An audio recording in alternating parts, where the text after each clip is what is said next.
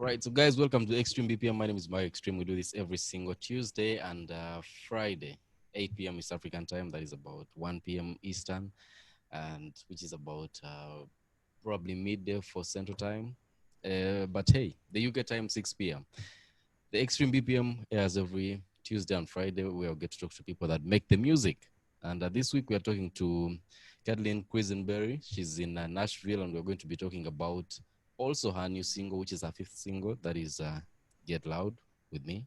We're going to get loud with her on the show. So let's welcome to the show. Welcome to the show. Thank you so much for having me. Yeah, and we start off during this time. We start off with is everyone safe? Are you keeping safe? How is it for you? I am, yeah. So I'm from Colorado originally, and I just moved to Nashville about a month and a half ago. So it was kind of a weird time to be moving during the pandemic and coming to Nashville where it's, music city and there's no live music. So it's been a weird adjustment, but yeah, I've been able to stay healthy, knock on wood, and just using this time to songwrite and yeah, just quarantining in my apartment. Yeah, that is safe. That is very key. You having to make sure that you keep inside and not go out to attract the virus. Right. Yes. Very true. So, what about you? I've been getting to work, but the way we are dealing with it is we were lucky a little bit. There was the lockdown kind of shut down all the borders and the airports, so nothing was coming in. Yeah, it seems like things are getting back to normal a little bit more now. Like they've been having a couple more live shows here, and I think we're moving into phase 3 in about 2 days. So that'll be nice to try to get things going again. In your life, you ever imagine playing at a live show and having people putting on masks? No, yeah, I mean that will be different. At the beginning of this, my band was booked to play, and they asked if we could play and sing in the masks, and we were like, no, we can't do that. Like I can't sing with the mask on. So yeah, I mean, people are it's uncharted territory, just trying to figure out how to go about things in the future. Yeah. I think we are learning how to live with this, and hopefully, if everyone keeps doing what everyone is supposed to do, we shall get to a better space as soon as we can, as soon as possible. I think that's what we are looking. Yes. So that's what I hope. Yeah, that's what we hope. So let's start off with how you got started. How did music get started for you? Because I see at around 14, you're already working with people that had worked with Patti LaBelle, and you're working with people that have worked with Celine Dion, Madonna, among other guys. You worked with someone who has, I think, 2 Grammys and yes, multiple records that are platinum, over 100 of them. How did you get in studio with Robert? Yeah, so Robert is still a really good family friend of mine, but I actually met him through a family friend and Paula Abdul. She was a judge on American Idol. And I actually was on... Huh? I just say name drop. Oh, yeah. Well, so I auditioned for American Idol when I was 15 years old. And so that's how I met her, and then she became a good family friend of ours, and that's how I kind of met Robert Cutarella and got in the studio with him, produced 4 singles with him, and now we write music together. So it's been a really long relationship, and he's great. He's so much fun to work with. So it was when you did, what was the decision even to go to do American Idol? How did that come about? How did you? What did you say about American Idol? How did you get to American Idol?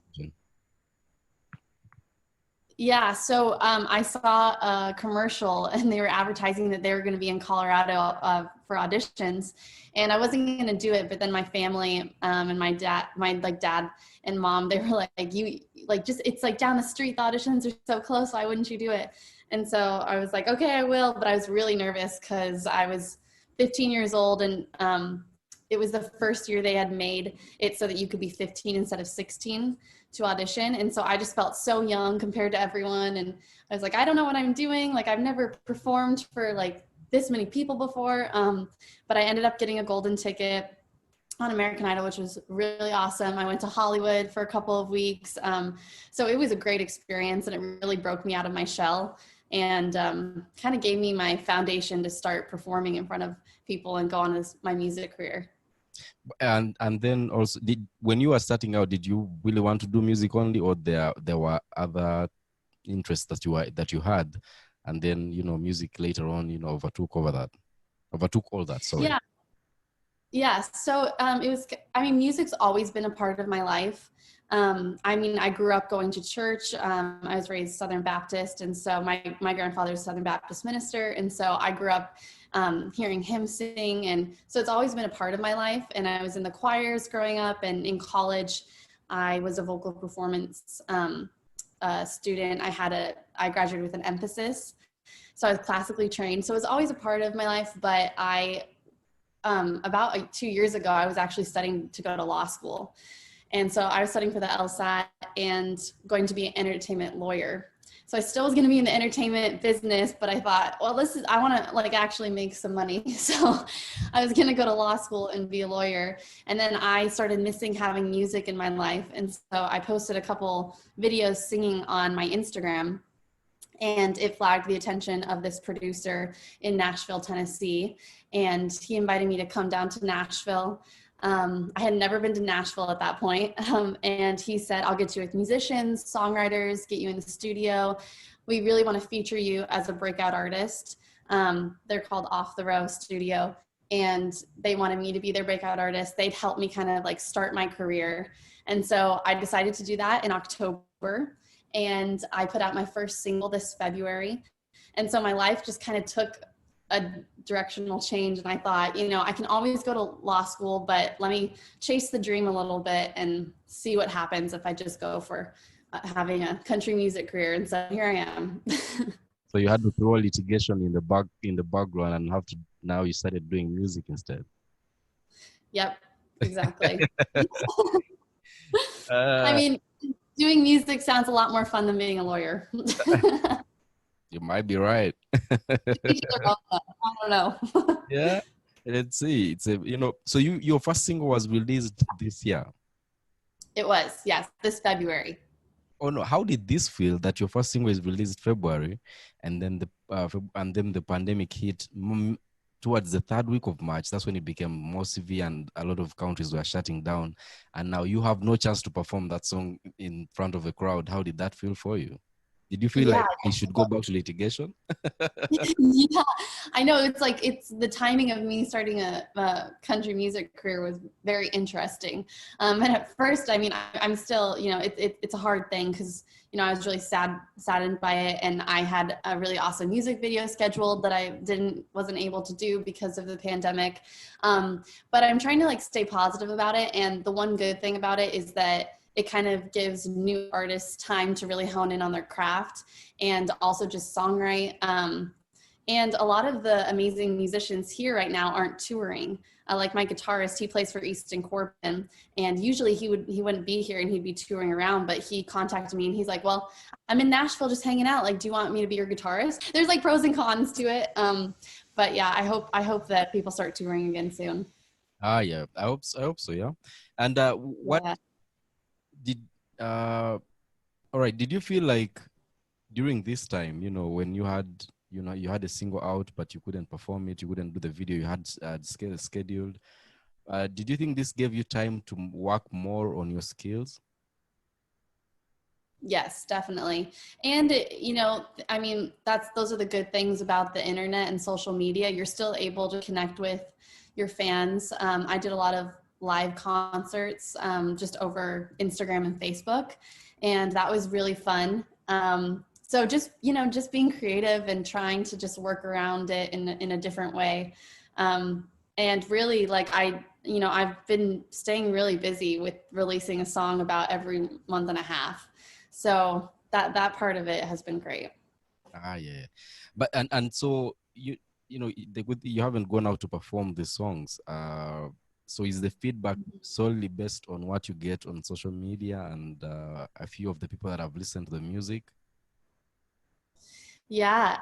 So, I've performed them live, live streaming. That's the only type of yeah, really live thing I've done. I'm actually though, as things start to get up and going next week, I have a gig on October 8th. So I'm super excited about that. It'll be the first time I get to play live in a couple of months.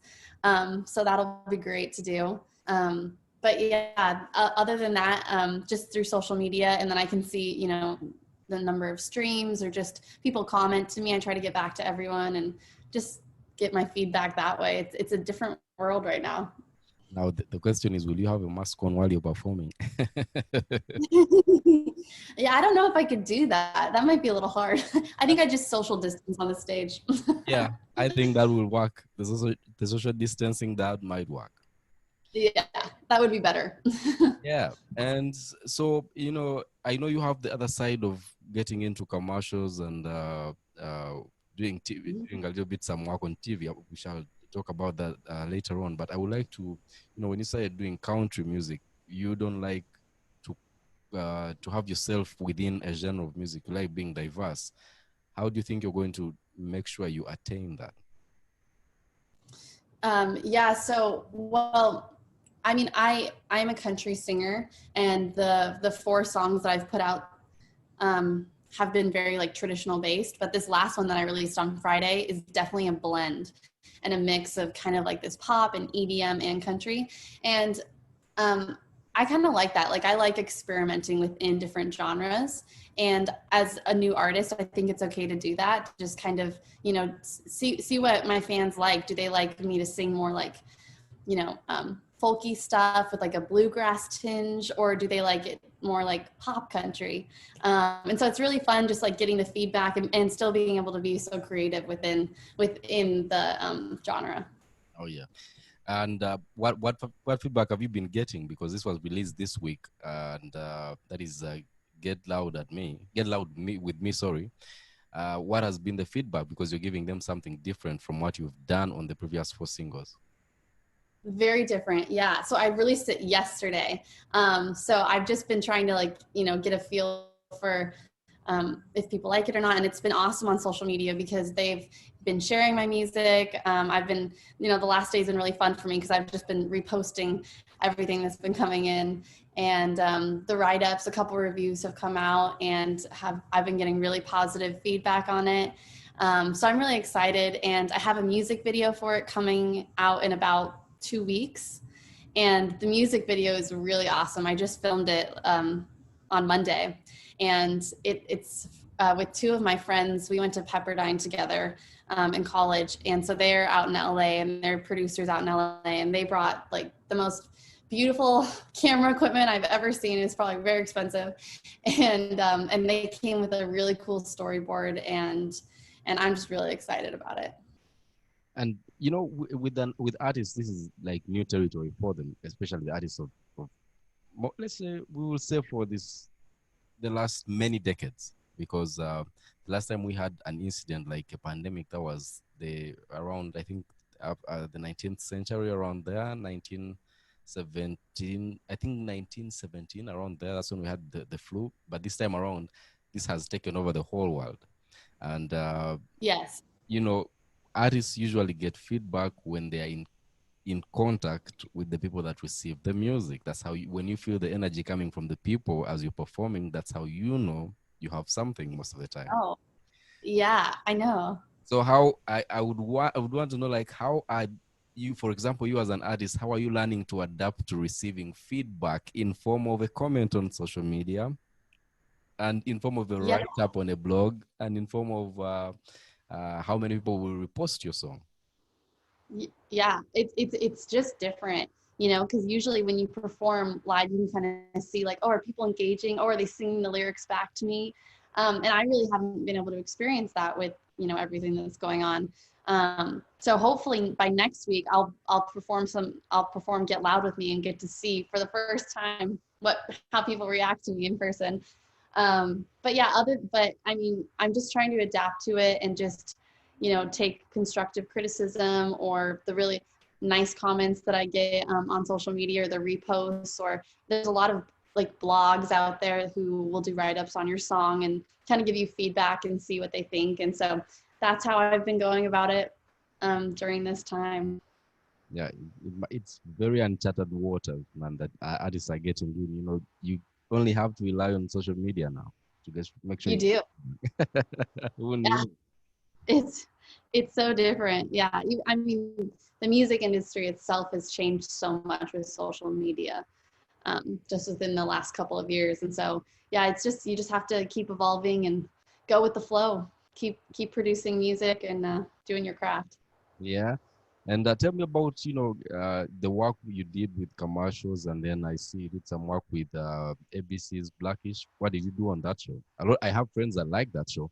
Uh, Oh, full, good. full disclosure, I haven't watched the show, but I have friends that watch it that tell me about the stories, how it's modeled around. Like someone was telling me an episode of Rakim and Eric B, where they're talking about one of the songs, I think, and they recreated that moment. And I Okay. I like that because I'm more I like hip hop. I like hip hop a lot, and when they told me about it, I was like, I'll watch it, but I haven't watched it. Oh, well, you would like it. It's very funny. It's a comedy for sure. But yeah, so I was on the show Blackish, and I was a co-star on it. So I played the main girl, Zoe. I played her best friend at school. And so I think I was 19 at the time, and I played like a 15-year-old. So they like took off all my makeup, put my hair in like pigtails, and like made me look a lot younger, which was funny. But it was really fun. I got my own makeup and hair person. I got my own trailer with my name on it. So it was really, really fun. And then, yeah, I kind of grew up acting. That's part of the reason why I went to college out in California, is to be able to keep pursuing my acting career while I was in school. But the first thing I ever did was a National Kellogg's Frosted Flakes commercial, and I was playing tennis with Tony the Tiger, and singing the theme song, which the theme song's the "Everywhere We Go, People Want to Know." You've probably heard it before. Oh, yeah. Yeah, yeah. So that was my first thing I ever did, and that was a national commercial, so I was able to get my SAG card through that. And then I also did a Doritos commercial for the Super Bowl, which was really fun. I kind of played this guy's girlfriend, and the little brother didn't like me, and so he turned me into a bag of Doritos.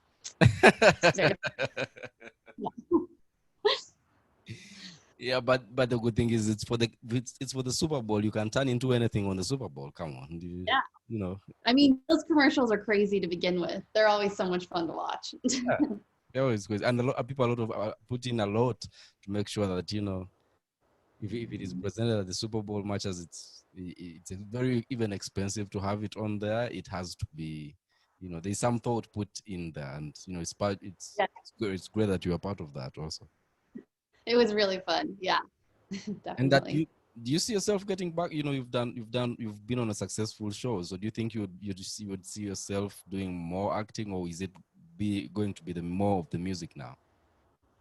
Yeah, I mean, so that was a decision I kind of had a hard time making. I almost stayed out in California after I graduated college, and I was just going to pursue acting full time. But um, I mean, music has always been like my true passion, like something that doesn't really feel like work to me. And so if I had to choose between the two, I would definitely do singing. But I mean, there's a lot of crossover work you can do, like, I mean, Reba McEntire, she had her own TV show. So maybe when you make it big in one area, you can then have your own TV show. It would be really fun. But I still do some modeling on the side. So I am with a modeling agency. And so in my free time, between music, if I get booked for a gig, that's what I'll do. And as far as modeling goes, what are you looking at? What goals are you targeting? What brands are you looking at? How is that Yeah. for you? So I'm not super tall. I'm like 5'6". So I can't do like runway work. You have to be like 6 foot. But I do a lot of print. So advertising for different companies.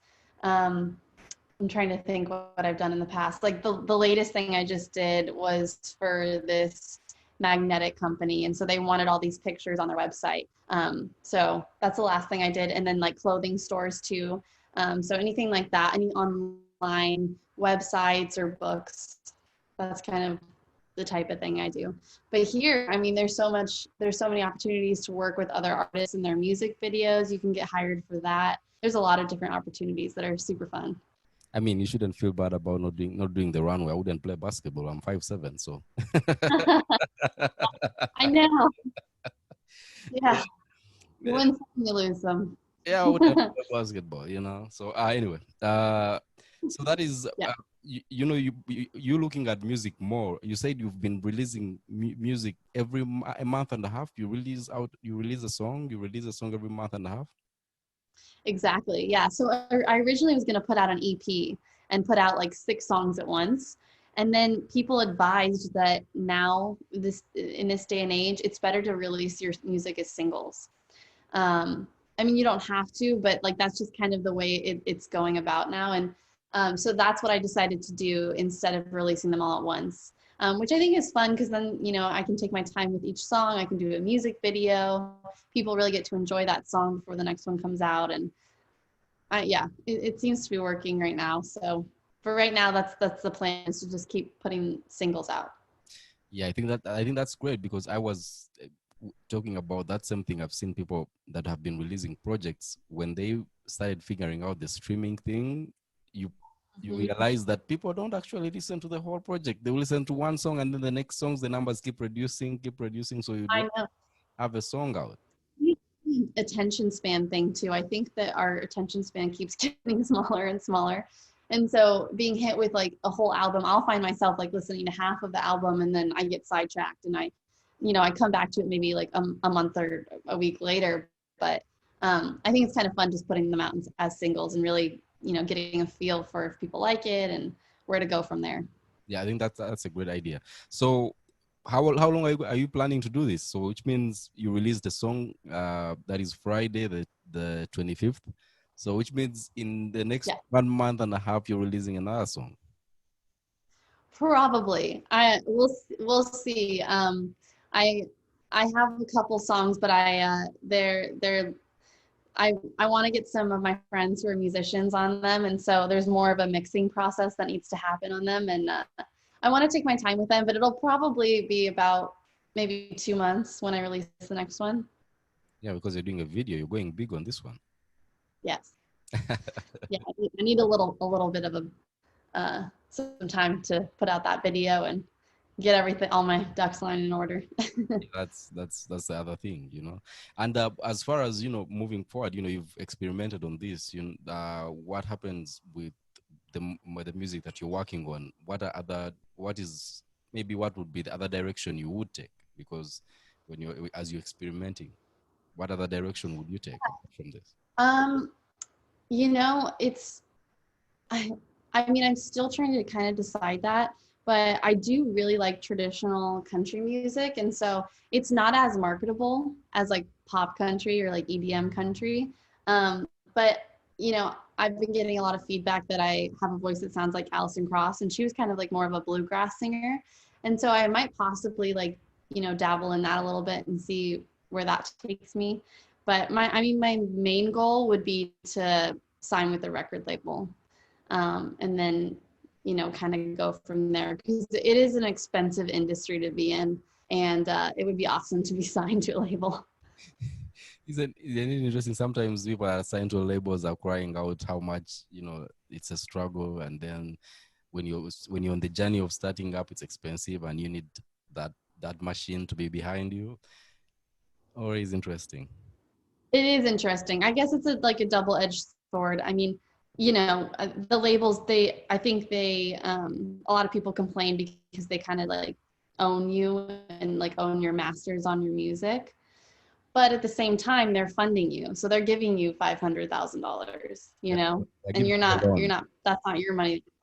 Yeah. So, I mean, it's a double-edged sword. There's good things and bad things. It's fun being an independent artist because I'm kind of in charge of what songs I sing and, which ones I want to record. And I have like a huge creative say in that. But I don't know. I haven't worked with the label yet, so we'll see. Hopefully I get the chance to. Hey, you were already trying to study. You're already on the journey to study litigation, so you're in a better position. A lot of people that complain don't have that background. They don't have the idea of how things are supposed to be operated. They don't read contracts. That's why they always get into trouble. Exactly. Yeah. Yeah. Like, No, that's That's the lawyer side in me. Like they always like to say sometimes, you know, they always say they don't pay you what you're worth, they pay you what you negotiate. Hmm. Yeah, you definitely need to be like have to be careful. I never sign anything unless I have a lawyer look at it. I mean, why would you sign anything unless you have a lawyer if you're already studying litigation? So you know Yeah, you should have a lawyer next to you to sign a contract. exactly. Yes, 100%. Yeah, and okay, so you know we can't predict what is going to happen anytime soon as far as even your music goes. This was your year when you came out and started say, you know, try to do this like fully. Uh, what are your plans then? Because when it looks like we're going to have to deal with this for a long time. So you as an artist, you know, you're investing all this money in making all these songs and even making a video for Get Loud With Me, which is Yeah. expensive too to make, according to how you described it. Uh, what is the plan for you? What do you think as an artist in 2020? What do you think should be the avenue for artists to make money from what they are putting out as art? Yeah. I'm going to get more into the songwriting side of things because that really is where a lot of the money is made. Is if you are the writer of your music, then you get all the royalties from the streams, and so I really want to focus on that. And part of the reason why I moved to Nashville was just to be surrounded by like-minded people, and it's really just a matter. That's why I hope we get back to normal because it's a matter of shaking hands with people, and you never know who you're going to meet, and just making those connections that lead you to the next opportunity. And yeah, and so hopefully things start getting back to normal and we can start touring again, and just keep pushing forward and really being smart about each move I make. That's the plan right now. Just keep doing my music and getting some good quality songs, and then see what happens. Exactly. Let's wait and see. Yeah. Don't know what would happen tomorrow, and we don't know what will happen next month. Maybe by next year there's a solution on how to deal with this, a better solution. Right. Yeah. Exactly. And as we are getting to wrap this up, are you interested in politics? You guys are voting probably in about what, in less than 2 months? Yeah. Right. Yeah, that's very true.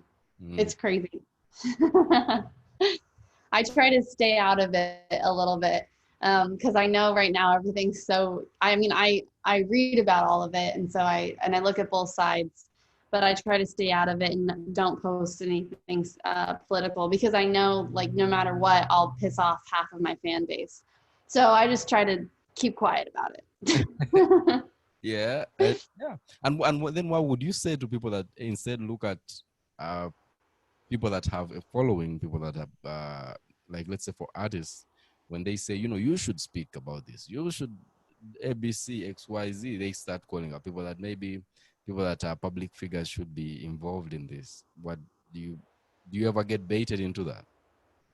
Yes, definitely. And I see a lot of, actors and other musicians and I do speak out about it, but I try to be careful about that just because I know, like, if you are a really big name, then you have like so much power and influence over other people or your fan base. And so I think personally, like, I would try to like not give my political opinion, and just stick to music and let people come to me for my music as opposed to my political views and advice.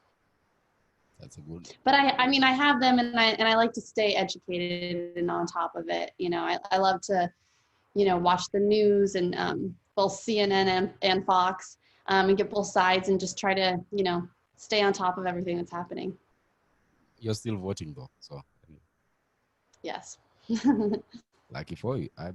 That's good though. I don't. It's just like that's the same thing that I do. I work on the radio. I do a morning show that is supposed to be heavily charged along that line, but I'm not registered for any party. Let's say like here, I'm not registered for any of that. I come and give you the news the way it is. If it is this side saying this, I'm reporting that. If tomorrow this side says this, I'm reporting that. If this is terrible, because I'm not a news I'm not a news anchor, so which means I can give my opinion because I'm a personality. I can say what I think is a problem this side and what is a problem this side Yeah. without having to Yeah. be labeled as someone who's on any of the sides. So Exactly. Yeah. No, 100%. And it's fun, hearing people who are so educated then give their opinion, and it's fun hearing like the different opinions that come from the facts. So yeah, no, I totally agree with you. yeah, so yeah, we should, whoever people vote. I wish people can. I just wish that this can't create divisions among people, because whoever you put in, you will be disappointed. You will never be 100% happy with anyone. So whoever is in it, that's it. You should. Yeah, there's a huge division right now with people, and I wish that we could just like listen to each other a little bit more and hear opposing sides, and not be quick to judge if someone doesn't agree with us. I think we could all be better at that. That would be better. I wish it would be that way. Nonetheless, yeah? Go ahead. Oh no, I just said world peace. Yeah, definitely. I'm a very much advocate for peace. I'm like, people have opinions, things they support. I wish that doesn't get along how I relate with, let's say, you, or how you relate with the person X or a person Y. Totally. Yeah, we can't be divided because of an idea. Yeah, I know, it is crazy. So, what else is gonna happen here? So Get Loud With Me is the new single, okay? And we're going to be premiering that right here on the show. How can people find you on social and on socials and all that? And how can they stream your music?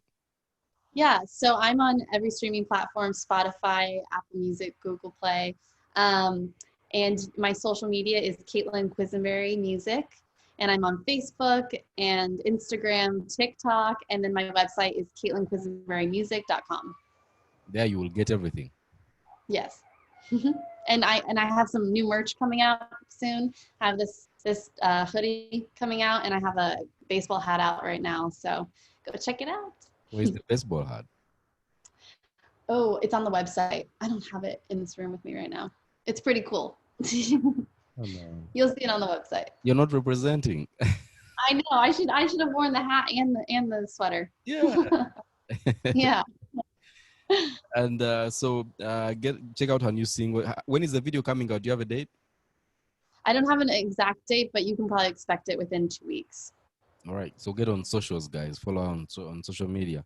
Once again, Get Loud With Me is the new single, and that's what we're going to premiere today on the show. And thank you so much, Caitlin, coming on the show, and it's been great. It's been great having this conversation with you.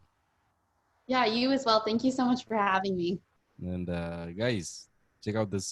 And if you want to stream more of our music, go to the website, okay? Caitlin Quisenberry, and that is the website, right? Yes, CaitlinQuisenberryMusic.com. Oh, QuisenberryMusic.com. Yes, that's the website. And then on socials, you're also that. Yes, Caitlin Quisenberry Music, and then Twitter, I think it's Caitlin Quiz. Okay. My name's too long for the Twitter name. All it's right. a long one. And who took your name on Instagram that you had to add the music part at the end? That's a good question. Maybe it is just Caitlin Quisenberry. I'll have to look at that. I just do Caitlin Quisenberry Music so people know that it's more of just like my music posting type things. Okay. So guys, check her out, and the new single that is Get Loud With Me. Get loud with her as you stream this song, okay? And that's it. Make whatever it is, TikTok videos, Instagram videos, and she'll repost those. Thank you so much for coming on to the show. That's the Xtreme BPM, guys. Until next time, I have absolutely nothing, okay? So